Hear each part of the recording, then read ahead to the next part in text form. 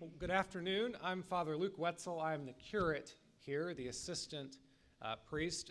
Father Tim Graham, the rector, wishes he could be here today. He had to go up to North Georgia to officiate the funeral for his uncle today, and so that's where he is.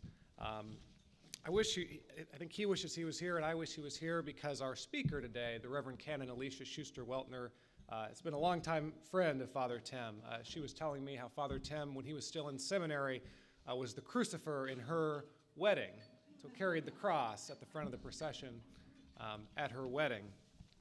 Canon Schuster Weltner is the canon to the ordinary of the Episcopal Diocese of Atlanta, and while we were sitting and eating, Joe Myers came up to her and said, "Can you explain to us what canon to the ordinary is?"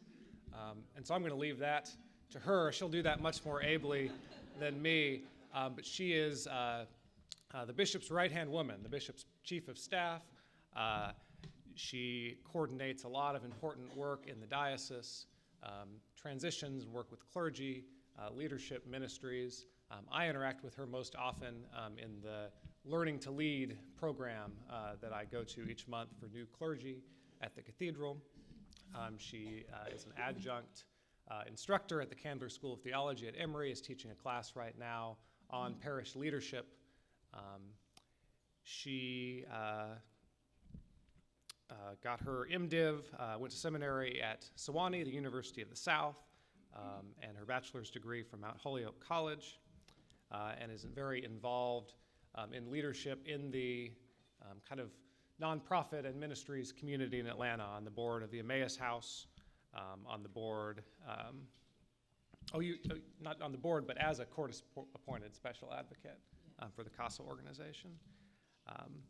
And so we are glad to welcome her today and look forward to her sharing with us about Psalm 25. Welcome.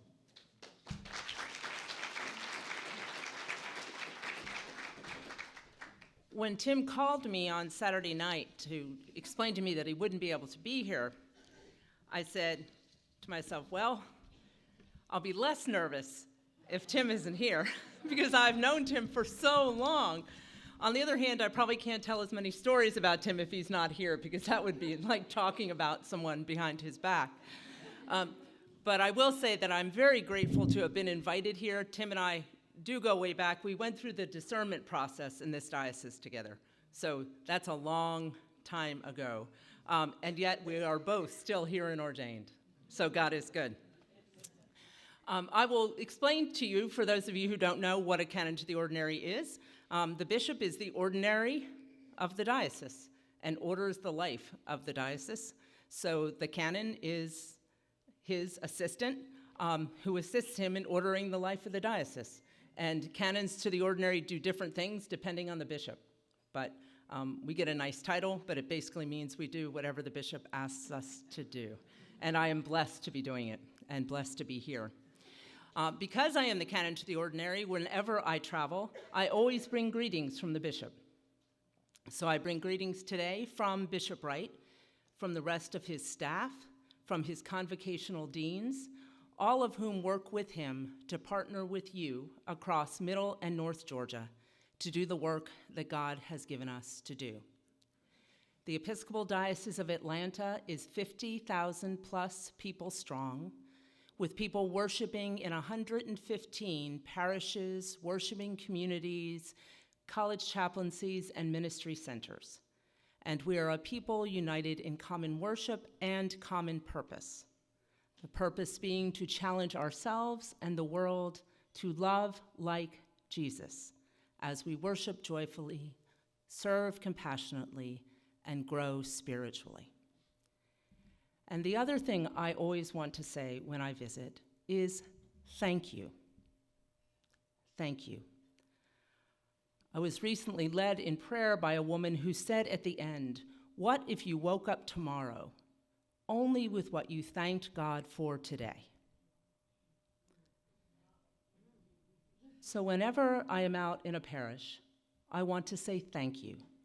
Thank you in this case to Trinity, to members new and old, living and dead, those in the cloud of witnesses and those in this room, clergy who have gone before and clergy who are here, for your vestry who leads you, and for each of you, because the Episcopal Diocese of Atlanta would be diminished if each of you were not a part of us. So thank you. Thank you. Where do we find ourselves today? We find ourselves halfway through Lent. Now, if you are like me, perhaps your Lenten resolutions go the way of most New Year's resolutions, which is they start out strong and they fade a bit as you go on. But we find ourselves at this halfway point through Lent, figuring out what to do next. We find ourselves in a world where we are striving to love like Jesus and striving to lift up our souls to the Lord. We find ourselves in a world that seems to grow both smaller and more frightening every day. We find ourselves in a country that we love, but in which we can be treated, no matter where we find ourselves on the political spectrum, to strident, hurtful words almost every day. We find ourselves in a country where school shootings have become so frighteningly normal that the staying power of the outrage and the broader range of concern that has followed the Parkland, Florida shooting is surprising to us. We live in communities in which we find ourselves deeply concerned for persistent homelessness and poverty, and yet unable to find persistent solutions.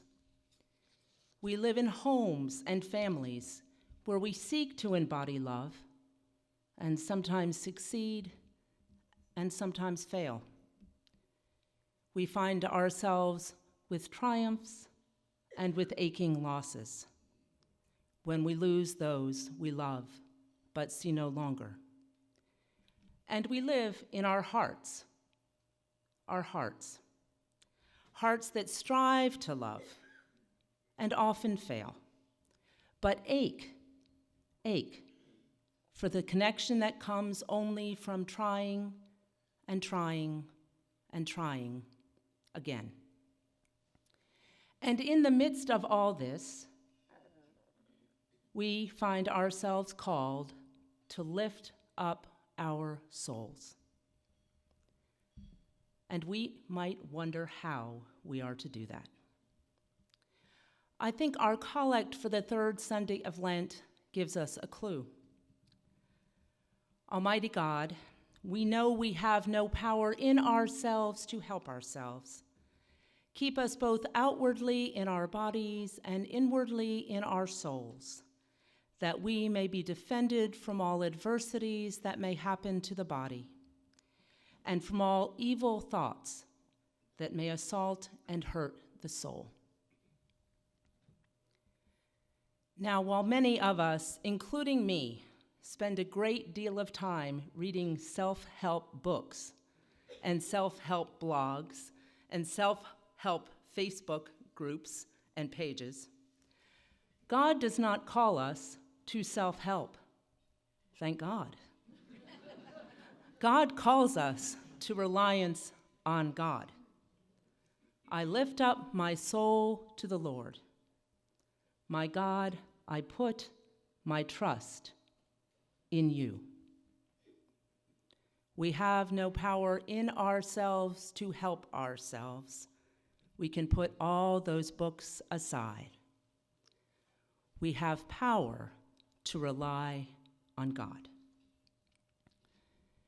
But we will be kidding ourselves if we think that reliance on God is automatic or easy, no matter how faithful we are. Reliance on God comes only from intention and comes only when we act intentionally and on purpose.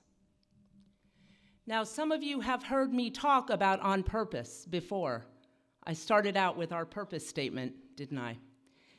But I want to hasten to point out here that when I use the phrase on purpose, I am not using it as it is often used around my house, which is as an excuse. I will get home this afternoon after fighting the traffic, because there's always traffic on 85 North. I will get home and the dogs will be locked in the house, clawing to get out, and I will text my husband and say, "Hey, I thought you were getting home early to let out the dogs." And he'll say, "Oh, I forgot. I didn't do it on purpose." Or I'll go to my daughter and say, "Hey, I was looking at the online grades and I noticed you have a missing homework assignment that has a 0. And she'll say, "Oh, I did it and I brought it to school, but I forgot to turn it in. I didn't do it on purpose." Or to tell on myself the time growing up when we were on a road trip to Florida. I was the oldest of 4 daughters, and we left my middle sister at a roadside rest stop. And we were fully 2 exits up the highway before we realized she wasn't sleeping in the back of the minivan. And we had to go back and reassure her that we had not done it on purpose. Although I have to tell you, I love her, but she was at that time the troublemaker in the family. Or perhaps we look back at our lives, no matter how young or old we are, and we think of a time there was a chance we might have taken, or a road we might have traveled, and we didn't. And we didn't do it on purpose. No, the kind of on-purpose work that I am talking with you about today, the kind of on-purpose, powerful faith and work that allows us, indeed calls us, to rely not on ourselves but on God, and to trust in God in the midst of fear and doubt, wars and rumors of wars, and even anticipation and wondering, requires us to live deeply and believe deeply in the knowledge that we rely on God alone, to give up our preconceptions and our assumptions and our biases, to understand the will of God. Acting on purpose, being faithful on purpose, has everything to do with intention and everything to do with who and what we are as God's children. And when we act on purpose, we get what purpose gives us, which is fire and warmth and light and energy. And at this particular time in our world, our country, our communities, our homes, our hearts, we need warmth and light and energy to point us and to light our way to our reliance on God and God's presence in the midst of it all. My grandmother, Adele, after whom I was supposed to be named, but my mother had had a bad day that day. This is what she says. My grandmother, Adele, who died when I was a teenager, taught me a lot about living a life of faith on purpose. She had a profoundly unhappy life, enduring the loss of her country. She was an exile from Lithuania, her first husband, who died before my mother was born, and then one of her children. Yet she had an enduring commitment to family, to meals cooked and eaten together, and to her grandchildren finding a better life than she had found, and an enduring commitment to her church. She was a devout Roman Catholic and would still wear a lace mantilla over her head when she went to church. Now, my sisters and I were all baptized in her church, but that was kind of the end of my mother's commitment to our religious upbringing. But my grandmother took us to church when she could, and I credit the times that I did go with her and the purposeful way that she prayed and persevered in her faith and her church life through everything I saw her go through. that was the basis on which I made my very much on purpose decision to later investigate and invest in the church. I credit her with my eventual call to ordination, as well as God. And on that day when I was ordained, I thought of many people I was thankful for, but it was her I thought of and her whose image I saw when the bishop laid his hands on me. She had loved me and formed me and taught me about God on purpose, and I will be grateful to her for that forever. My grandmother, Alanna, who during the first year of my ordination passed away. She was, in fact, the second funeral I did as an ordained priest, was another emblem of faithfulness to me growing up. She came through World War II, losing 2 of her brothers, and found herself, after having been raised to get married and have a family, a young widow with 2 young children and a restaurant in Union, New Jersey to run. She moved her grandmother in with her, who helped take care of her children, and she ran that restaurant and saved the Social Security checks that she got for those children as a widow every month until they turned 18 and gave it to them both. She raised those children with the same sort of diligent, on-purpose faith that she had been raised in. And she taught me at the end of her life, when she struggled mightily with cancer, what it meant to have both a holy life and a holy death, and that none of that happens by accident. She is a model for me still. Never give up. Never lose hope. Make your choices and rely on God. Be grateful.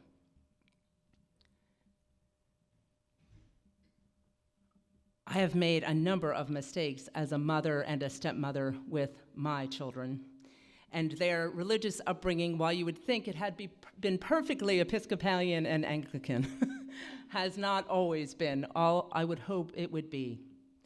But when they were very young, we picked up a couple of on-purpose practices that I think sustain them still. And with my daughter, Sally, it was the practice a friend from seminary had taught me of signing her on her head every night before she went to bed, the way she was signed at her baptism and chrismed, Christ's own forever. She and I did that every night together until she got to high school. And when I would travel and be away a few days, she would save them up. So she would say, "You'll be gone 3 nights, Christ on forever, Christ on forever, Christ on forever." And I realized when she came back from her first summer abroad last year that we had stopped doing that. And that meant she was really growing up. But occasionally she will still shout down the stairs at night, "Christ's own forever," and I shout it back. It's a small, on-purpose action that reminds us of our reliance on God and to be grateful. To you, O Lord, I lift up my soul. My God, I put my trust in you. My grandmothers, my daughters, they have all taught me lessons about what I can strive to do on purpose, even now. As we finish our Lenten journey, I commend to you a lesson I learned more recently about reliance on God and how we can support each other. I just finished reading a book by Angela Duckworth called Grit. A lot of moms with kids who want to develop grit in them read this book. She is a professor, and she talks about what it takes to make a successful child, a successful military officer, a successful adult. And she defines success in all sorts of ways: a stand-up comedian, a self-described hippie painter, a State Department spokesman, the small percentage of people who make it through boot camp at the beginning of West Point. All of these people are deemed successful in her study. And what she finds is that it takes a unique combination of passion, perseverance, and other-centered purpose for human beings to thrive. Passion, perseverance, and other-centered purpose. And she tells a parable called the parable of the bricklayers. 3 men are out laying bricks. Another man goes up to the first one and says, "What are you doing?" And he says, "I am building a wall." He goes up to the second man and he says, "What are you doing?" He says, "I'm building a church." He goes up to the third man and says, "What are you doing?" And he says, "I am building a house of God." The first man, she says, has a job, something he's supposed to do that he may or may not like, but he can do it. The second man has a career. He likes it, he's good at it, he feels a sense of obligation to continue. The third man has a vocation, a call. The third man has grit, she would say, passion, perseverance, and other-centered purpose. He knows he is not acting alone. He knows he is relying on God. He knows he can lift up his soul only because God has strengthened him to do so. That might be God calling even now. I commend on-purpose work to you the remainder of this Lent, to examine again the call to holiness we hear at Ash Wednesday, and remember that we are not called to help ourselves, but to rely on God.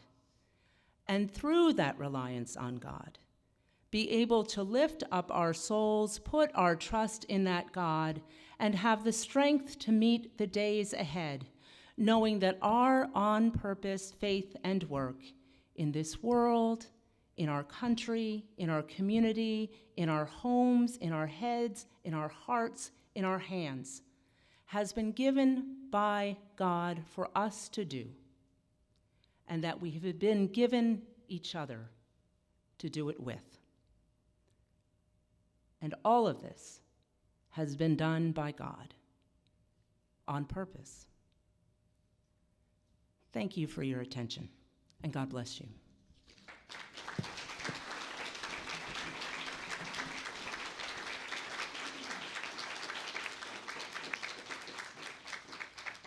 Thank you very much, Canon Schuster Weltner.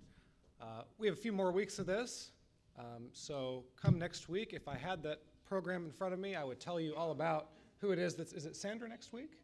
It is Dr. Sandra McCann, who's sitting with us. Will be with us next week. So enjoy that. It looks like they're setting out leftover chili and perhaps more in the back for you to take home. If you're looking for dinner or lunch tomorrow, you can receive some more of this good food for a donation. But now let us go in peace on purpose to love and serve the Lord.